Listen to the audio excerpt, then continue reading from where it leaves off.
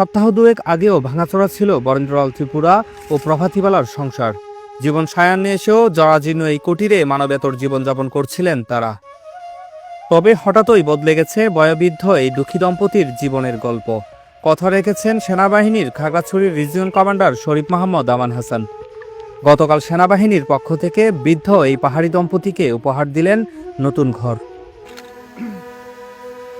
খাগড়াছড়ি সদর উপজেলার প্যারাছড়া ইউনিয়নের বেলতলী এলাকার বাসিন্দা বরেন্দ্রলাল ত্রিপুরা একসময় 4 একর জমিসহ 1 শতক বসতভিটার মালিক ছিলেন।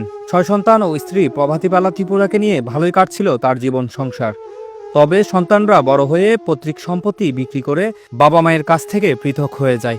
ফলে অন্যের দয়ায় থাকতে দেওয়া এক টুকরো জমিতে পলিথিন আর বাঁশের তৈরি এই ঝুপড়ি করে খেয়ে না খেয়ে কোনো রকমে এতদিন মাথা গুঁজেছেন বরেন্দ্রলাল ও প্রভাতী ত্রিপুরা। তীব্র শীত আর বর্ষার পাহাড়ি ঢল এই ঝুপড়ি ঘরে থেকেই সকল মৌসুমের সাথে যুদ্ধ করে জীবনের অন্তিম বেলায় পৌঁছেছেন তারা। তবে ফেসবুকের কল্যাণে তাদের দুর্বিষহ জীবনের গল্প জানার পর বেলতলী এলাকার ওই ঝুপড়ি করেই ছুটে যান 203 পদাতিক ব্রিগেড ও খাগড়াছড়ি সেনা রিজিয়ন কমান্ডার ব্রিগেডিয়ার জেনারেল শরীফ মোহাম্মদ আমান হাসান।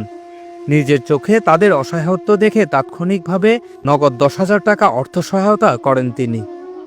প্রতিশ্রুতি দেন নতুন ঘর উপহার দেয়ার। বাড়ি ঠিক করে দিব আমি।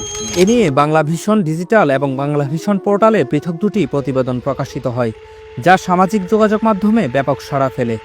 এর মাত্র 2 সপ্তাহের ব্যবধানে জমিজমা সংক্রান্ত জটিলতা নিরসন করে রান্নাঘর ও ওয়াশরুম সহ একটি বাড়ি তৈরির কাজ সম্পন্ন করে অসহায় বৃদ্ধ দম্পতিকে উপহার হিসেবে হস্তান্তর করেছে সেনাবাহিনী।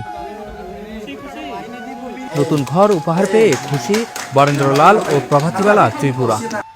ঘর নাই, এখন আমি আর্মির ঘর চলে দিয়েছি, আমি খুব সুখী শান্তি থাকবে, চিরদিন থাকতে পারবে বাস।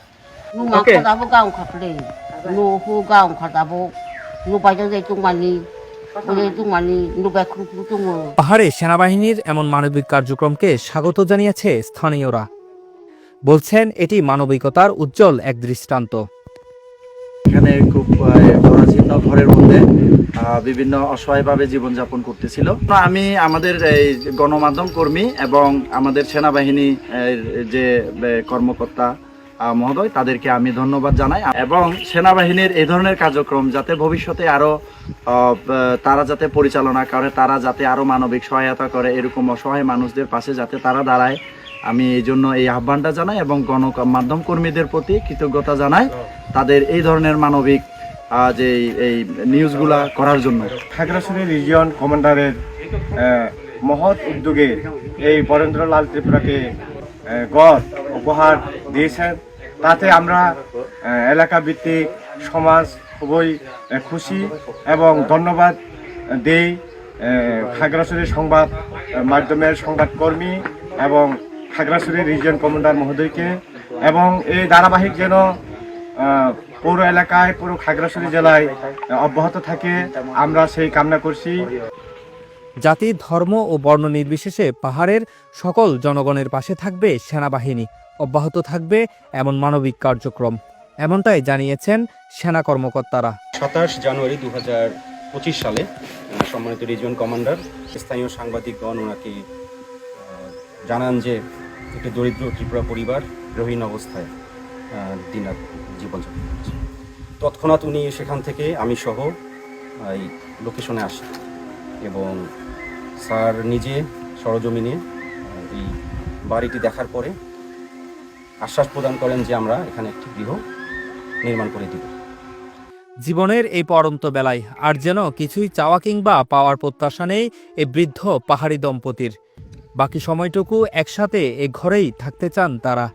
বেঁচে থাকার সময় শেষ হলে একসাথে দুজন মরতেও চান এই নতুন কুটিরে।